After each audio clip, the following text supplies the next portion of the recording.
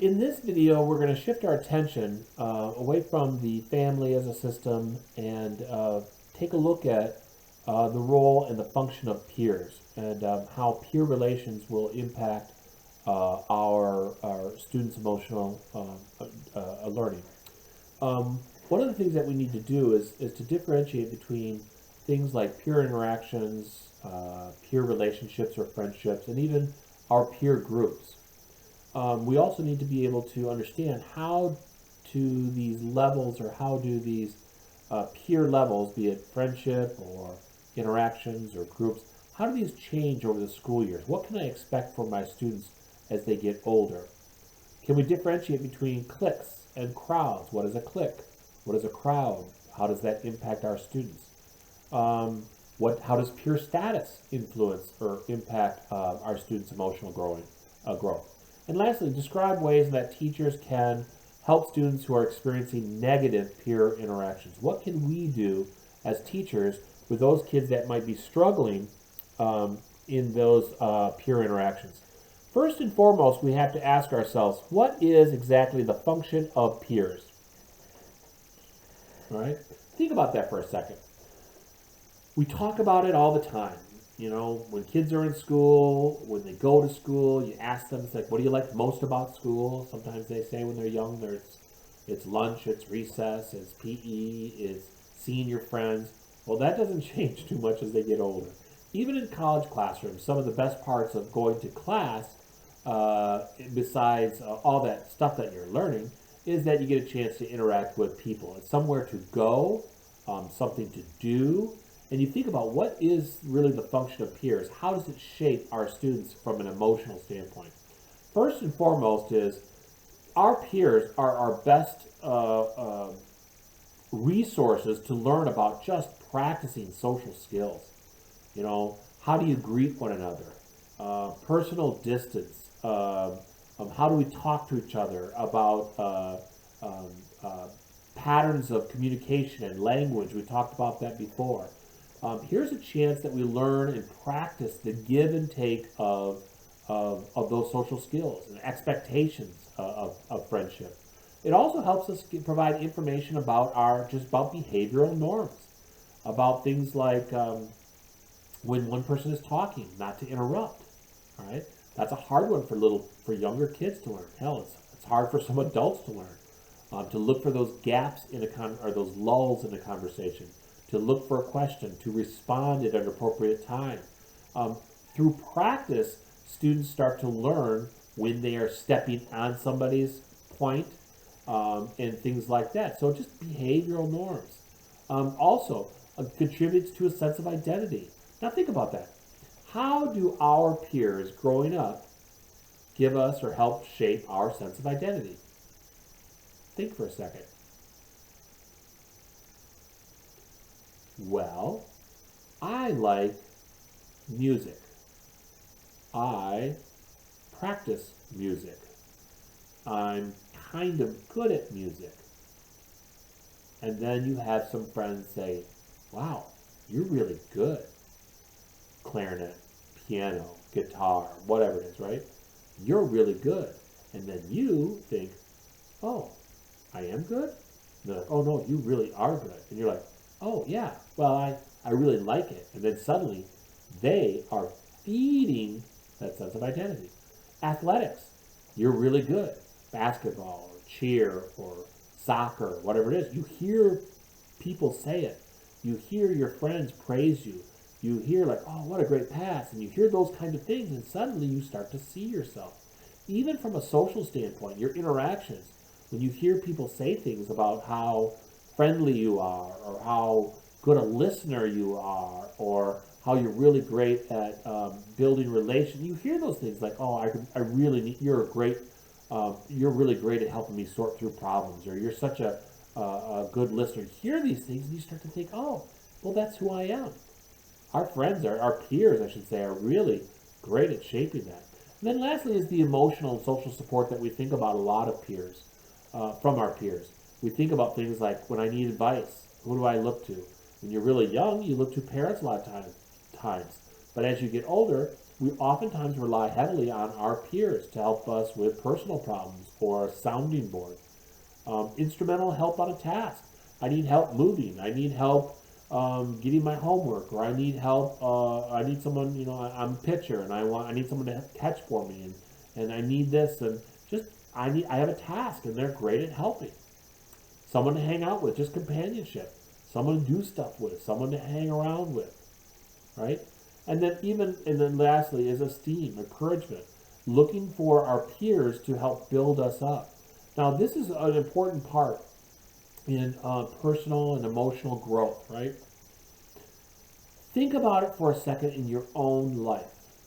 Have you been around peers that have not necessarily made you feel really good about yourself, yet you still hang around them? Why? It's a tough question. There's a couple of answers. One is having someone to hang with is better than not having no one to hang with, even if it's not the most constructive. That's one answer. Another answer is the benefits that you get from a group as opposed to an individual is worth the crap you deal with from a particular person. But as kids get older, we need to help them understand from their own social and emotional health and well-being that friends are there to help us, as we've talked about, and you can see in the PowerPoint, there to build us up, not bring us down. Our peers should be ones that we hang around with or interact with that build us up, not bring us down. And if you are, as an adult, hanging around people that are somewhat toxic or not healthy to your own emotional well-being, you have to ask yourself, should I be hanging around this person? And I'm not judging, I'm just saying, that's a question.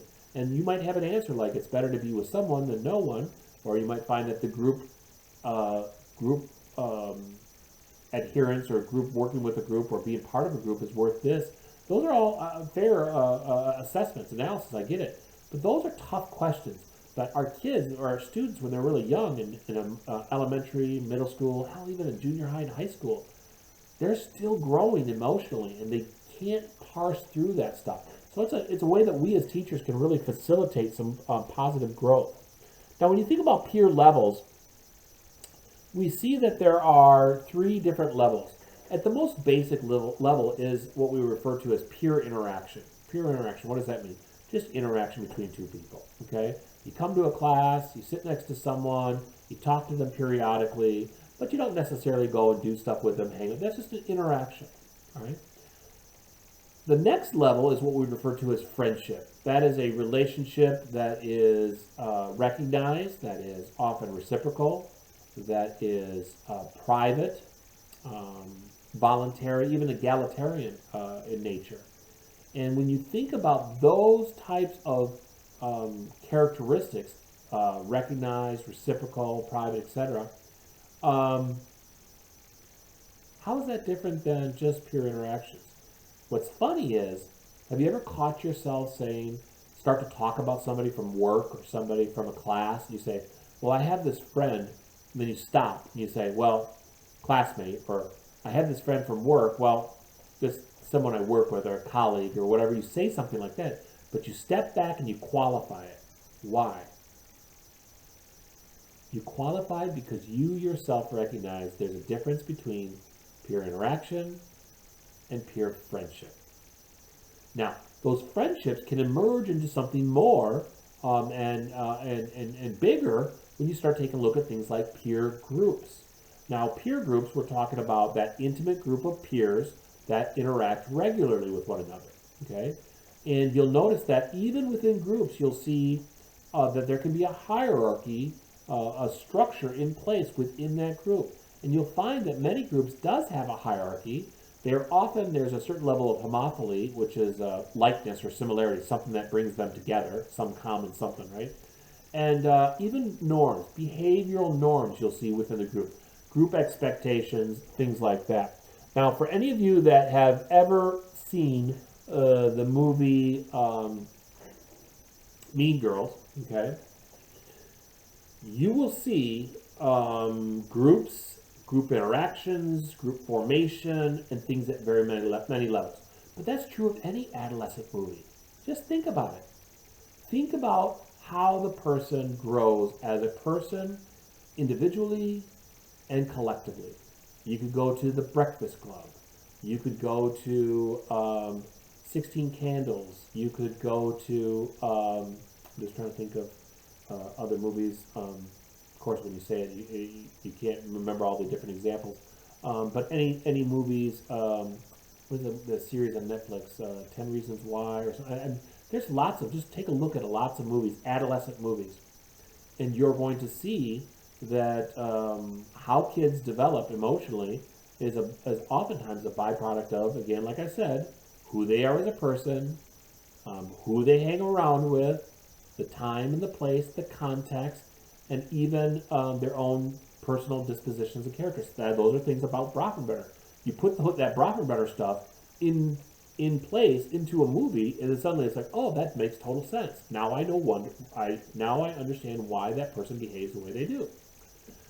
And what you'll see is two group formations, two common terms that we talk about are cliques and crowds. When you think about Mean Girls, we often think of cliques. When you think about cliques, do you have a negative, positive connotation? What do you have? Many times people have a negative connotation associated with the word cliques. But by definition, we're just talking about small groups of 2 to 8 people who know each other pretty well. They're oftentimes very similar in age, socioeconomic status, race, shared activities. But nothing in the definition itself would lead you to believe that cliques have to be negative, or, that they can't be positive. But we think about them as a negative kind of group sometimes. Why? Well, what we find is the sheer nature of a clique is small groups. With small groups means there has to be exclusivity. That means some people can be involved and some people can't. And that's why they mean by cliquey is like it's a small group, and then suddenly it turns to a negative connotation. Okay? I get it, but by definition it doesn't have to be. Okay? There's lots of cliques of people. They're not necessarily bad people, not bad cliques. You watch Mean Girls and Regina, and you think about the plastics. Okay, that's a different group. Then you have crowds. Crowds are those larger, reputation-based peer groups, popular kids, preps, nerds, stoners. You can go jocks. You can go any number of things. And when we think about those groups, that's a way of kind of categorizing people. Think about it again. We go back to the brain and how the brain functions. Okay, Eric, give up the brain. No, really, think about this. Many of our actions are dictated by our sense of trying to make things efficient and easy. And it's just easier to categorize people. That's that kind of person. That's that kind of person. You don't need to look at every individual as someone separate from a group. Can we just classify them to make my job easier? That's why we do it sometimes. Now, when you take a look at friendships, friendships themselves change and evolve over time. At the early and middle childhood, you'll find a lot of moment-to-moment interactions that will dictate how those friendships emerge. You'll notice as they get into later childhood and early adolescence, they become based on more stable and similar qualities. And as they get into high school, later adolescence, you're going to find that many of those friendships are based on more common values and more complex interests. What is it that that brings them together? Now, when you take a look at the PowerPoint, you take a look at how those things evolve over the early childhood all the way through late adolescence. You're going to notice from a pre-K to even up into second grade, you're going to see that there's the interaction that takes place, the friendships. Remember the 3 levels: interaction, friendships, and group formation. At the interaction level, you're going to find that when kids are really young, it's highly controlled by adults. Okay? Their play behaviors, everything. It's like who you're hanging around with, where you're going to do things. All of those things are highly controlled. And kids are even struggling at that age, some things like sharing and negotiating. Think about asking a young kid to share something. As soon as you ask somebody to share some neat toy, new book, new game, whatever it is, you're in class, share something at home, share something, they're like, oh, fine, here, have it. They don't understand that share, that there's a give and take, okay? That you learn to give and to take, and that's what sharing is, not just give it, but they don't understand it. So that's how they see those interactions. Their friendships, even their friendships, tend to be based on on the same sex. They tend to be based on age, social activity. You hang around kids of the same age around the same activity.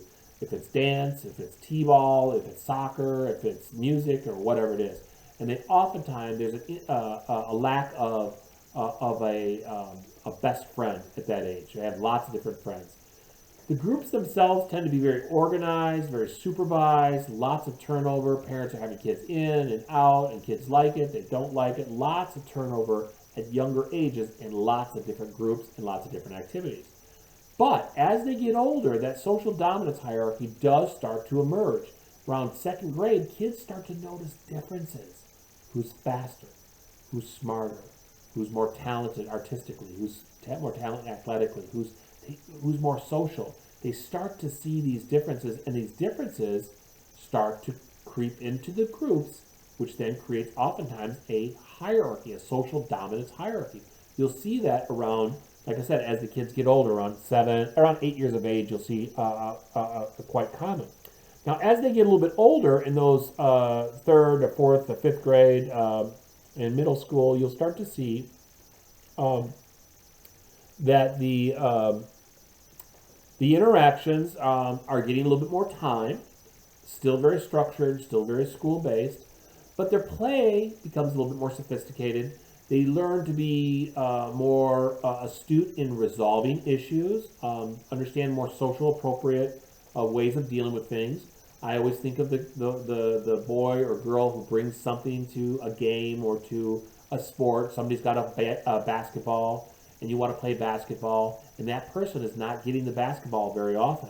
Pretty soon they might just say, you know what, I'm done. I'm leaving, and they're taking their basketball and they're going. You get a little older, you start to realize, wait a minute. I want to keep this game going. What do we need to do? We make them the captain. We let them pick the team. We let them do this. We do whatever it takes to keep the game going, right? And so if you've ever seen the movie Sandlot, you'll see that. Like, hey, get the new kid. He's got a ball. It's great. So how do we keep the game going? They learn as they get older about those kind of negotiations. The friendships still at that age are still based oftentimes on similar age and similar sex. Still based on convenience, and but they are becoming a little bit more stable because kids are starting to find their groove, what they like, what they do, so they tend to have similar groups. Cliques begin to form in this age, are still very loosely structured though, and you start to also see within those groups that popularity hierarchy really starts to emerge. And that oftentimes is based on, again, the students' abilities to understand what other people are good at, the differences, what people like, and so that popularity can emerge. Now, when they get into junior high, you're going to see some real big swings and big changes, okay? The interactions start to, the time increases greatly. Kids can do things more with less adult supervision. They can go to a local retail place. They can go to the Y. They can go to the football game. They can go to school-sponsored events on their own. They don't need the parents. They may need a ride, get dropped off. In their concerns from interactions, they start to demonstrate concerns about acceptance. They're looking to fit in that junior high setting. And you're going to see that topic emerge a lot in this over this social emotional unit, is the importance for fitting in. Their friendships start to become shared values, social understandings. They become more intimate. I'm not talking about on a sexual level, but the kinds of things that they share and the kinds of things that they're interested in and the things that they'll talk about. They might even, romantic relationships may begin emerging in that time. Even though they might be relatively short-lived, they don't feel short-lived to those students in junior high. And I'm not kidding when I say this. Being a parent of having kids go through this, you could see somebody's in a relationship for a month, and they're talking about it, and they said they've been dating someone for a really long time, and you say, oh, how long? And they say, oh, it's been 4 weeks now. And you're like, oh, wow. Now we all laugh because we think 4 weeks, right? That's no time at all, right? We've already gone past 4 weeks into school, but it's like, wow, like 4 weeks. But for kids, because their conception of time is very different, because they just haven't lived as long and their understanding is different. Their groups, the cliques take off and are in full swing in junior high. There's a strong emphasis based on group strength and adherence to standards. It really starts to emerge in that junior high setting. The crowds are starting to form, meaning the preps or the jocks or those kind of general terms, but it's still limited, highly based on reputation. But those hierarchies, like I said, are really developing. Now, what's really interesting is as the kids get older and go into high school, you start to see some real changes, which is pleasant. The interactions between our peers continues to get more time. They are more independent. They can spend a lot more time with each other. There tends to be less gender cleavage, meaning that you just don't hang around people that are boys or girls with girls. You'll find that there's a lot more interaction across gender and through that later adolescence. The friendships become much more stable and intimate. A lot more shared activities, shared values, shared beliefs, which stabilize that relationship. You also see that the romantic relationships can also emerge and can become longer lasting and even more intimate on a physical standpoint. The groups, what's really interesting, what happens there is the cliques oftentimes become less exclusive. In junior high, very exclusive, and later adolescence, they become less exclusive. Greater diversity of the crowds, which tends to peak in middle adolescence, as we see that there's more diversity. And we also see decreasing influential role of the group in later adolescence, that the group's norms and expectations have less to do. Now, why do we see these changes? Well, one of the reasons why we see these changes is because the kids start to develop a greater sense of identity. And through that sense of identity, they start to define themselves differently than the way they did when they were junior high. They see themselves as being an athlete, but also being an academic. They see themselves as being artistic and also being mechanically inclined. They see themselves in different roles. And they're not defined by the single characteristic or single or similar things that you might see in a clique as far as a norm. They do more than that, and as a result, you start to see less exclusivity. Kids start to go across different forms, different groups, and different cliques. And there's greater diversity because I do multiple things. Before I wanted to identify as this, but now I kind of like this, and so therefore, as they get older, greater sense of identity, you start to see a little less or greater diversity and less exclusivity in those relationships. Now, one of the things that you'll notice is status plays an important part in the kids in their as they're getting older. Now, what does that mean? Status. We know what we're talking about. We're generally saying, like, how do other people perceive you? Like, what's your status? Now, status is not defined by some researcher saying this is what it is.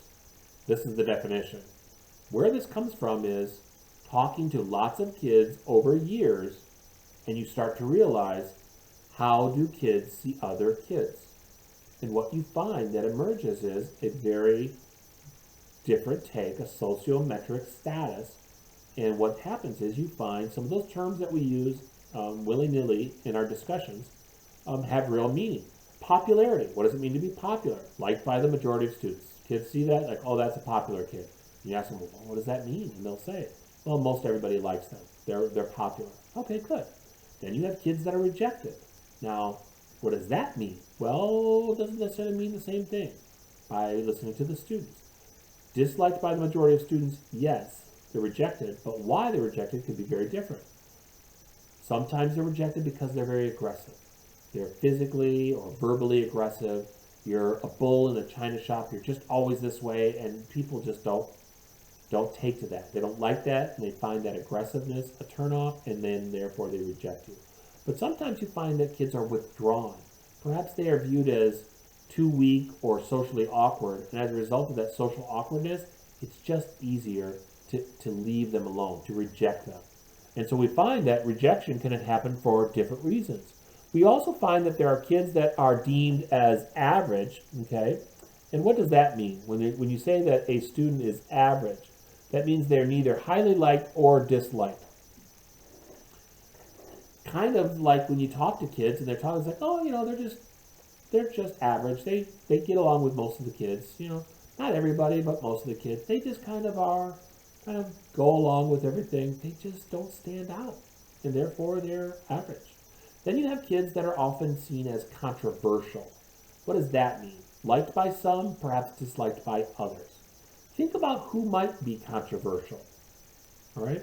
Think about the movie the movie Mean Girls, if you have seen it. Think about Regina.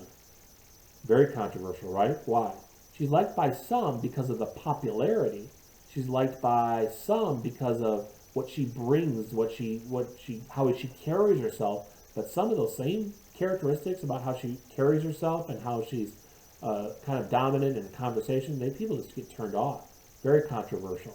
You might find kids that are like class clowns that like to joke and stuff like that. It's like, oh, it's always fun to have somebody tell jokes and make us laugh in class, but sometimes it gets to be too much. I'm trying to learn, I'm trying to do stuff, and they're taking too much time and their teacher's attention, and suddenly they're controversial. Then lastly are kids that are often seen as neglected. Now, kids could be neglected for a number of different reasons. Sometimes they're neglected by choice. They choose to be neglected. Why would someone want to be ignored? Okay. Well, sometimes it's because the things that they like, nobody else likes, and to fake liking what other people like is just not something you're willing to do. But sometimes it is. Remember, we talked about that. Sometimes you're willing to fake some things to be part of a group from a group identity standpoint, and then other times you're just not. And you become neglected because you just don't have the same interest. Imagine you're in a small rural community and you like things that not a lot of other people like, or for that matter, maybe you come from a rural area to an area that's more eclectic, more urban, more whatever. They don't understand urban life, rural life. The things that you are passionate about that you like are just not the same. What do? Sometimes you just pull back. Other times, what's really interesting about those that are neglected is that is the status that is most likely to change. Why is that status the most likely to change? Because all it takes is finding that one peer, that one friend that likes what you like, and then suddenly you have an opportunity to grow, to change, and to be a part of something as opposed to seen as neglected. Now, the changes, the perceived popularity, those things are going to change over time. As a teacher, what I focus on primarily is that, I need to be very cognizant of the kinds of things that my students are doing in the classroom, outside of the classroom, and how their interactivity with their peers, with their friends, how it shapes how they see themselves and how they grow within the classroom. As a teacher, as an educator of teachers, one of the things that I always talk about is you have to educate students about the pressures that they're going to encounter. Talk to them about some of the pressures that they may feel as they get into junior high school. Not that you're trying to intimidate them, but you're talking about finding someone that you have things in common with, things that you like to do. Don't be willing to give up what you like just for the sole reason of fitting in, but that you talk about that kind of stuff. And in high school, etc., you educate your students about some of the pressures, positive and negative. Nurture student skills and interests to encourage positive peer relationships. That's the key. That's your job as a teacher. Here, I teach stuff, but I'm really here to build kids up, build them up, find what they do well, become that quote-unquote talent scout. Find those things and encourage them, help them feel a real strong sense of self-efficacy, like they can do things, that they're competent, that they're capable. Okay? Provide suggestions and strategies to help children deal with peer pressure. Like, what do you do when this happens? A lot of kids, you don't ever or never exposed to certain things until it happens.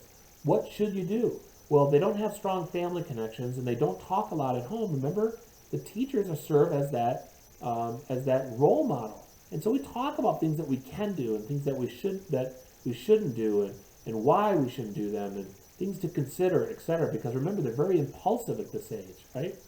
The prefrontal cortex not fully developed, very impulsive through high school, etc. We're trying to help them understand that. Guide them through cooperative learning activities. Get them involved in activities, but then guide them. Don't do all the directing. Allow them to learn from each other, to interact with one another. And then when you see social skill concerns, do not ignore them. Intervene early and appropriately. A lot of times teachers see it, or they don't go very deep in the social emotional aspects. They have small talk and they ask kids like, how are you doing? And they say, oh, I'm doing well. And they're like, well, what have you been doing lately? They're like, oh, watching, this series, or I've been going to these games, or I'm doing this. Like, oh, that's good. And that's where you stop. But if you don't delve into some of the stuff a little deeper, you might not ever really find out what those social concerns may be. So we have to be there to listen, pick up on what the students are struggling with, and then try to intervene, help them when they're younger so that they can grow into a healthier adolescent, to a healthier adult. So our job is not just to teach stuff, but to be a model to their overall health and development, academically, emotionally, motivationally.